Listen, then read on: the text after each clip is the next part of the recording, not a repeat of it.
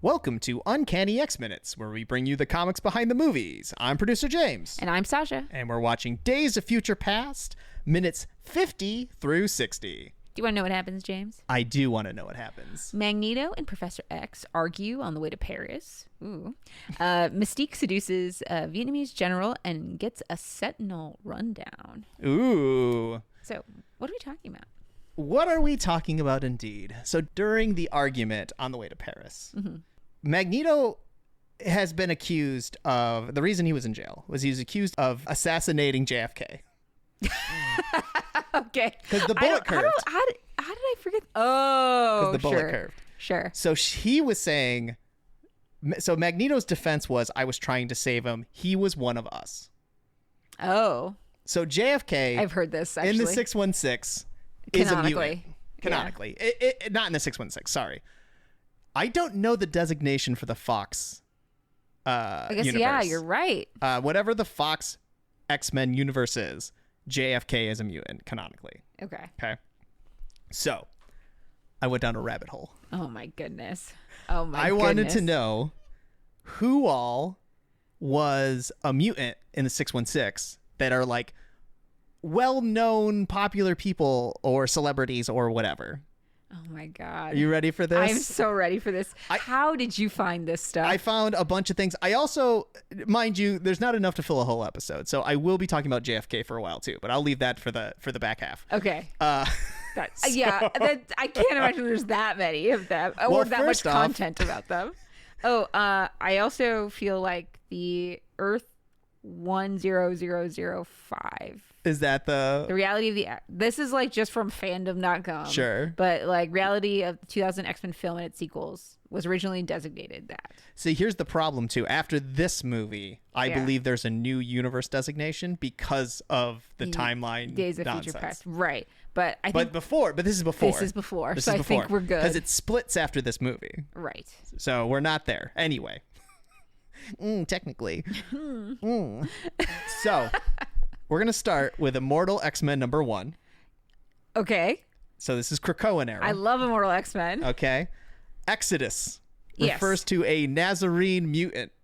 He does. Who oh my inspired God. a church I read this. by raising a couple from the dead. I read this. And you know what I thought? Nothing. Nothing of it. I was just like, yep, that tracks. Kept on pushing. So Jesus Christ is a mutant. Oh my God.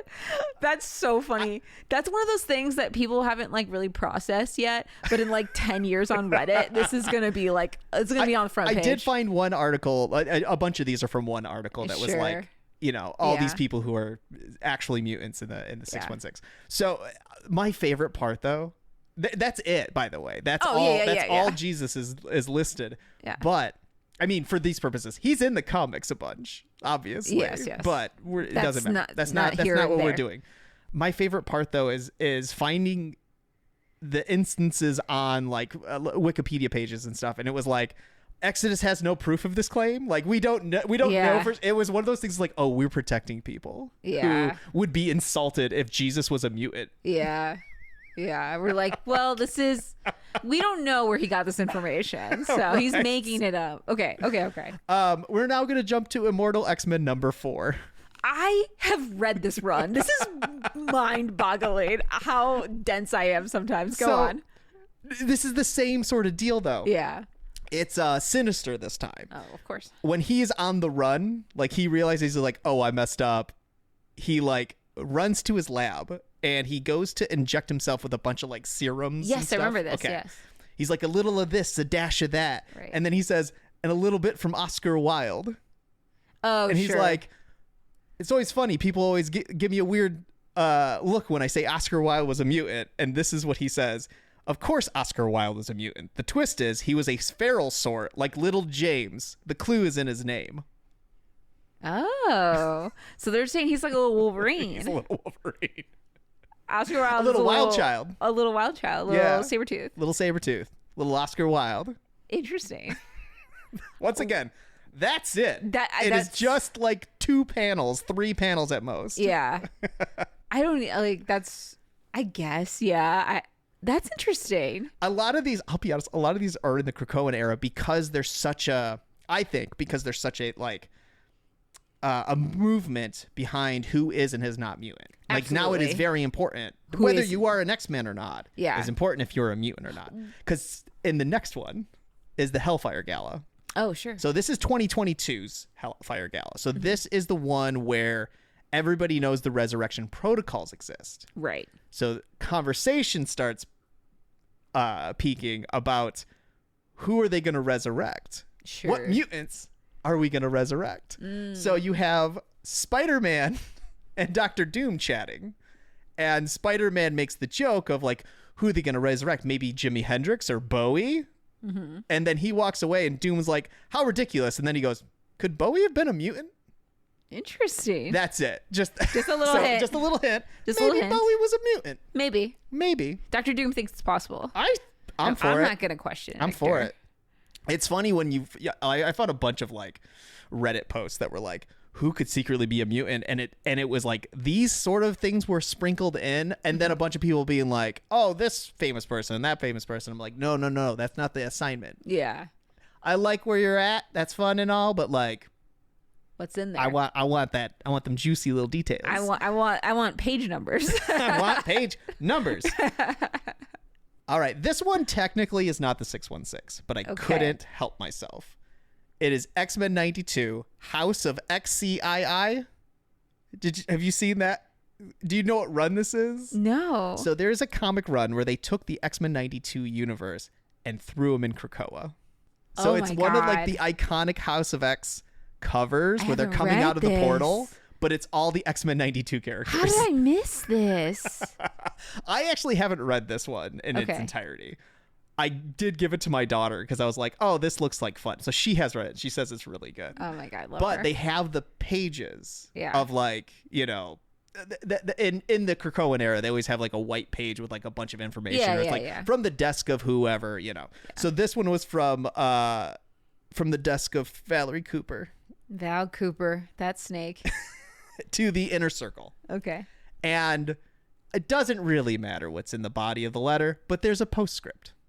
And in it, it says, there are rumored celebrities with an X gene, including Schwarzenegger, Cage, and Culkin. But they're all wearing Krakoan flowers, which during the Hellfire Gala, you had to wear, if you weren't a mutant, the only way to get through the gate was wearing a Krakoan flower. Right. It was the way that they would let you pass. But there was one rumored celebrity that was not wearing a flower, and that was Prince. Really? So according to Valerie Cooper, Prince is a mutant. So because she, the snake, was scoping out to see who didn't have a flower, so she could like put it in the U.S. government's like note database. Absolutely. Oh my God. Because she's a snake. A nightmare. She was invited to the party. How dare she? Anyway.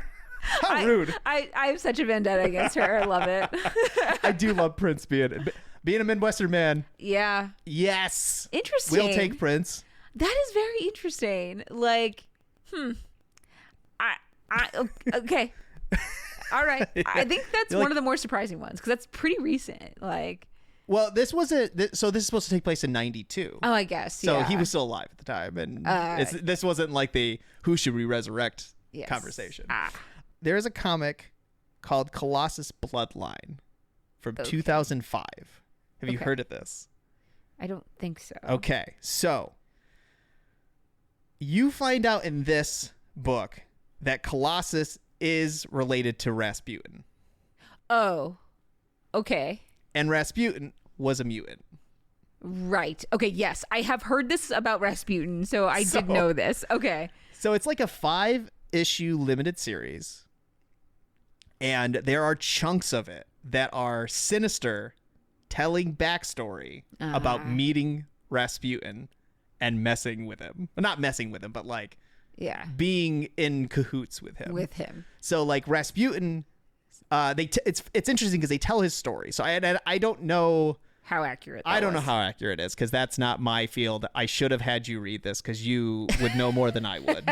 I don't know. I'm not even. Is Rasputin not something you mess with either? It's just that it's just like Russian history, and it's just like outside of my jurisdiction. Usually, I mean, I'm surprised because I wouldn't be surprised if you didn't know. I did take a Russian on stage and on screen, like a stage screen and film class in college, but that is basically like, it was very interesting, but not a ton of Rasputin in there. So no. Yeah, but I did watch the Anastasia movie. I mean, so at least like the sort of myth around Rasputin is he's sort of unkillable. Yes, that and was like the rumors with like mysticism and stuff. Right. He was originally, things I do know about him, he was kind of an advisor to the Tsar and the Tsarina, like, and these rumors historically have been attributed to the fact that he was like gaining favor and power and influence, and people were upset.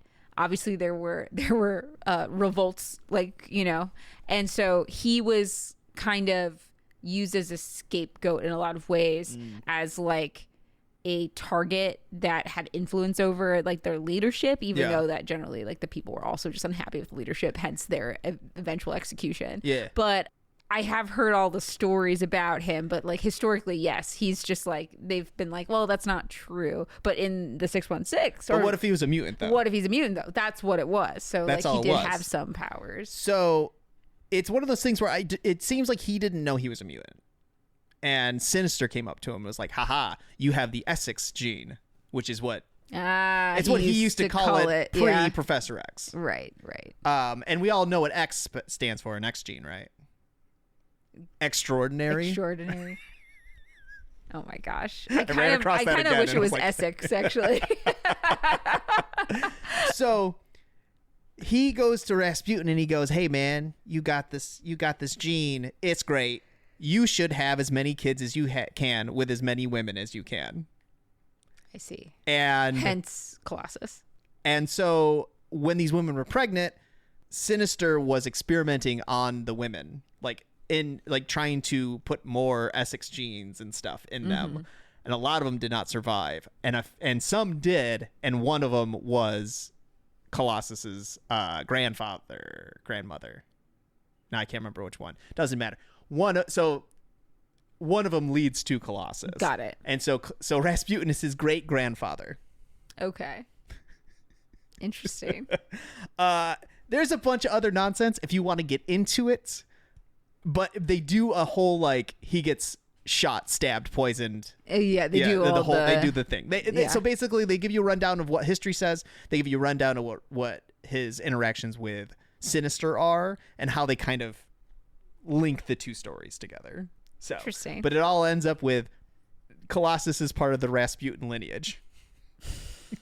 I'm very curious if that's been retconned. I feel like it probably has. I feel like it's a Nightcrawler is invisible in darkness situation. Yeah. It's been, what did we call it? It's a selective retcon. Yeah. I also feel like as like time ebbs and flows, maybe it'll be like great. Right. You know, like, and then it doesn't matter anymore. Because this was 20 years ago already. Right, yeah. So it would already almost be a great situation. Yeah. Probably. We're like very, like, it's like, this is the problem when you like tie historical figures and you start putting dates on people and then the comic does not end. Like, Right. That's why they stopped linking people with actual events and actual people. Yeah. Previously discussed, so we don't have to go into it. Not a real person, but Sherlock Holmes. Oh, I like this. This counts. I feel like this counts. Is Mystique. I knew this. We talked about this in the previous episode. So like she's Mystique because Irene Adler is Destiny. Yes. So also a mutant. So the two of them are mutants. One last fictional popular person would be Santa Claus. Yes. Also. So Marvel Holiday Special #1. Santa Claus is a mutant. Okay. How else is he getting all over the place? Well, we're in a place of magic. Could be magic. Could be actually. I believe his mutant. The way they've described it is his mutant. He's a mutant manifested by spiritual energy in reaction to humanity's belief in him. Is what the Wikipedia says. So a Tinkerbell situation. Kind of, yeah. If you ever read Fables. Yes, Fables. It's a very Fables situation. Yes. Which is... excellent. Anybody who hasn't read Fables, it's fairy tale characters live in New York City, and they only have power when people believe in their stories. Yeah, it's actually the original version of this. Disney like did a couple knockoffs of this. Yeah, we're not talking about that. Yeah, but Fables is like the original Bill comic. Cunningham, I believe is. So good. Yeah. Anyway. It's good up through the first huge arc. Yeah. There's like, and then you can stop. You'll know when to stop. When the first big story ends, you can just wrap it up. You can just wrap it up. That's kind of how I feel about. I petered after that. Yeah. Like after I read that first arc, I was like, "This is really good," and then I was like, "I'm losing steam." Yeah, there's just a lot of stuff going on. Yeah. There's a couple of things I have that I'm like, Death Note is another one. I'm just like, there's a point where you just stop. You can tell they had a wrap up, but it was too popular, so they had to keep going. Yeah, and I think that's always the killer. Sometimes that doesn't work. Yeah, unless you plan in advance to never end. Hence the X-Men. That's where we are. That's where we are. This is sort of an honorable mention because it didn't actually happen. And we have talked about this one before as well, and it is in the book Ecstatics. Mm-hmm. And they were going to bring back Princess Diana as an undead mutant superhero. Crazy. Dead Girl is who they ended up. That was going to be the character. Yeah. But they ended up just making it a fictional pop star instead of. Yeah, maybe good decision making on Marvel there. I would say so. Oh my gosh. Could you imagine? A lawsuit immediately? Wait until we get to the end of this episode and then maybe. Oh my gosh. So, JFK. Yeah. The actual JFK. I thought when I was going into digging research, because sometimes you're like, I've got an idea. Maybe this is a thing. Maybe this is not a thing. I was curious if the 616 had any fictional characters become presidents. They don't. When you look up presidents in the 616, it is just the presidents. Interesting. It's always whatever the current president is. Oof. Which is whether they use them or not. Right. It's because in the 70s and 80s, they used them more. Yeah. And then I think they realized as the time scale started sliding, they started using them less. Yeah. I think we just say the president or something, but I think everyone's probably had some page time. I didn't dig into it. Because Obama's been on the cover of, so that did happen. So yeah, and I'm fine with that. Yeah, that was great. There are fictional universes where there's other multiverses where somebody has become president. Right. Actually, Doom. Inglorious X-Force. Spoilers for that. If anyone's trying to read that one's pretty new on Marvel Unlimited. So skip ahead 30 seconds. The first mutant president in our timeline, according to that one, is going to be Kamala Khan. I love that. The premise of the book is, this is issue 1. So doesn't really spoil anything, but if that's what you're going for. She is going to be assassinated in the future, so Cable comes back to protect her. Mm-hmm. So he formulates a team and then grabs her and is like, we need to protect her because she's going to be the first mutant president. Yeah. And I was like, oh, that's fun. That is really fun. So anyway, JFK. There's a few instances where he's been thrown into things, like he was part of the Roughneck Raiders, which is a comic book that existed in the 70s, I think it was. But it's a World War II book. It's one of those, going back. In Captain America and Bucky, number 625, we're talking 2011. It is a flashback-ish issue where they're kind of going back and forth. An android was created called Adam 2. He was created by Phineas Horton, who is the original Human Torch's creator. So we're talking Invader's Human Torch, obviously not Johnny Storm. This android was replacing people in power with robots, and one of them was a young JFK. The Captain America at the time, which was not Steve Rogers, we have talked about this before. There's been multiple Captain Americas, which was mostly due to the fact that they made Captain America books after World War II and then decided to write in that he was frozen since World War II. Yeah. Wild. I don't know why. It doesn't matter. There's a reason, and I don't care. So this one, his name was William Naslund. So this Captain America died thwarting that plans in the fight.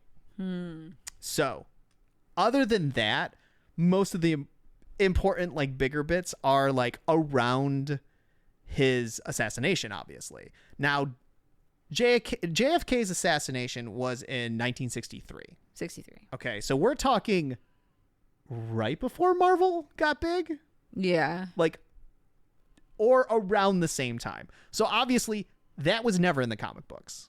Sure. To begin with. Okay. But it's something we've come back to after years and years and years, obviously. Yeah, it's interesting that which presidents stick out for the writers to pull in, right? Yeah. Well, but this is one of those, me and you are of a certain age. Yes. Where it's like you knew where you were on 9/11. Yes, exactly. Okay. Our parents could have been at an age where it's like, where were you when JFK was shot? Not my parents. My parents were. That's why I said maybe. I knew your parents were a little younger than my parents.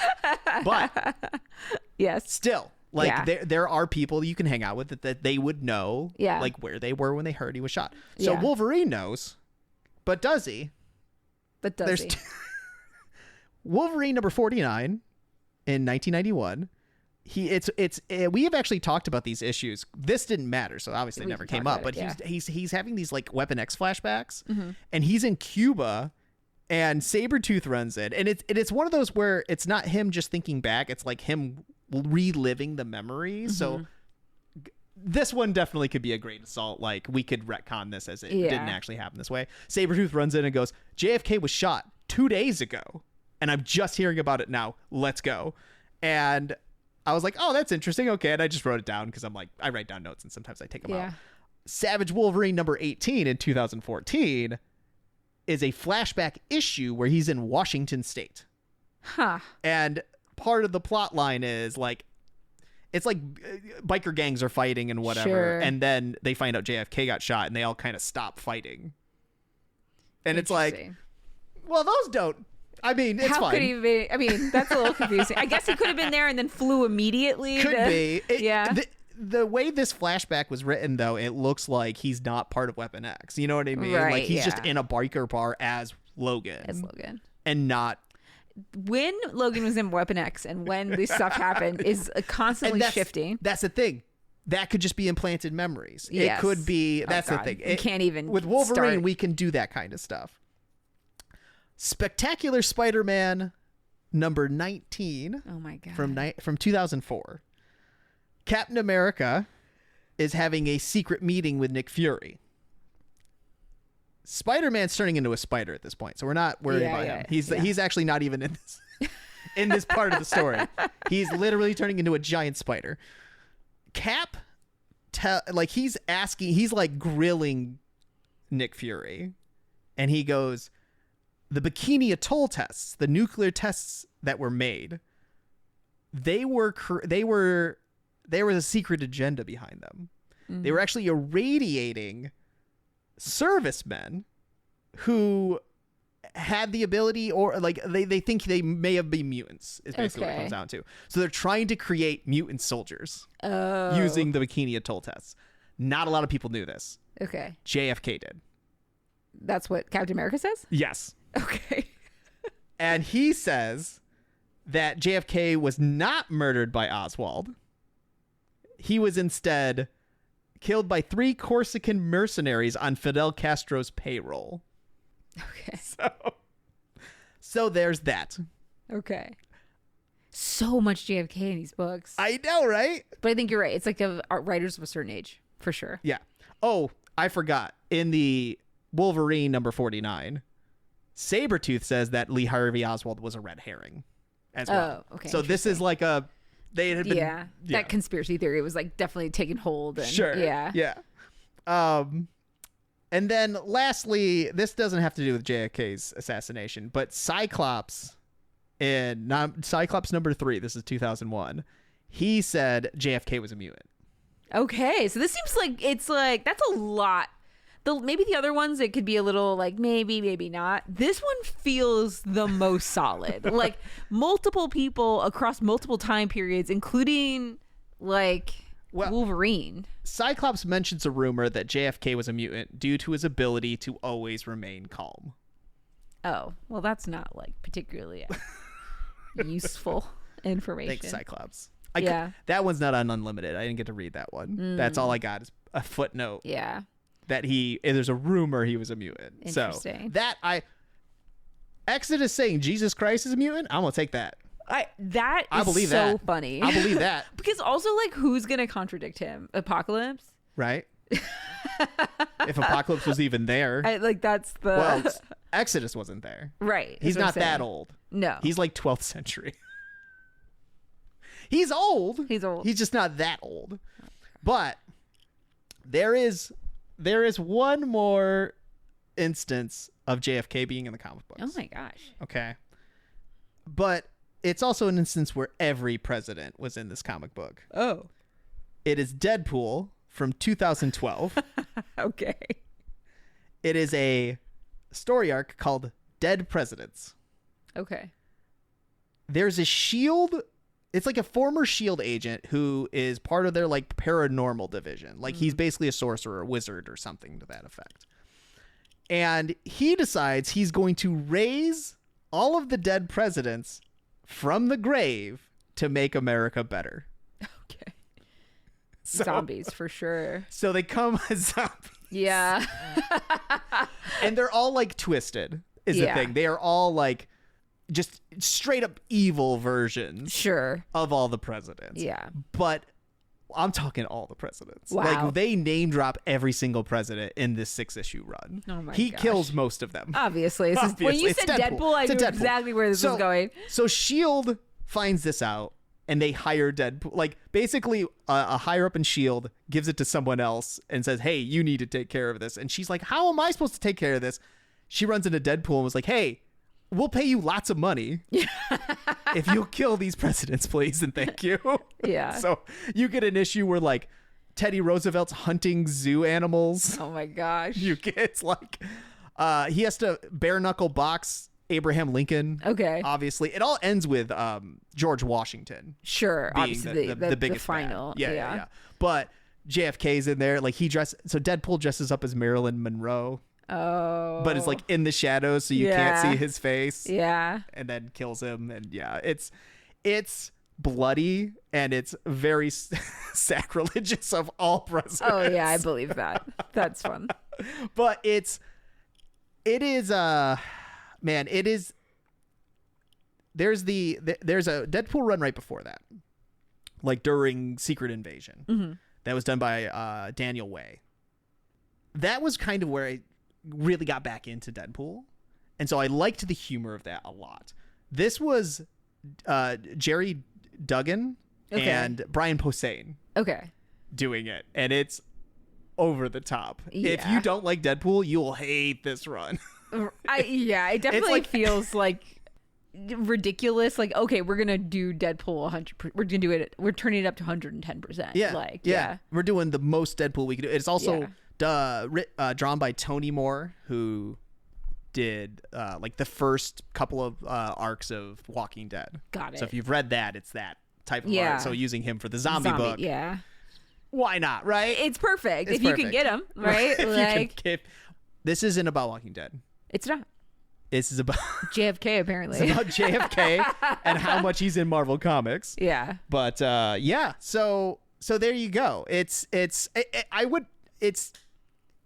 almost like each issue is like taking care of a bunch of whatever nonsense zombie stuff. But yeah, it's Deadpool just killing presidents. Just dead presidents. There is a good joke though where they all get together and Jimmy Carter's there, and this is 10 years ago when he was still alive, and he's like, I'm not dead yet. And they're kind of harassing him. They're like, no, you're dead. That's funny. Rest in peace, Jimmy Carter. Yes. And all of the presidents. They do make a good joke about Deadpool being Canadian and not knowing who any of the presidents are. He's like, can we get some prime ministers up in here? That's funny, actually. So. I imagine this book is actually pretty funny because it's so isolated. And I mean, that's the thing. It is its own thing. If you want to, it is if you want to jump into Deadpool, it is its own, like, you don't have to worry about any nonsense. Yeah. Except for this nonsense. Except for if you don't mind violence and some kind of corny jokes. But yeah, so there you go. Famous mutants. Yes. And JFK.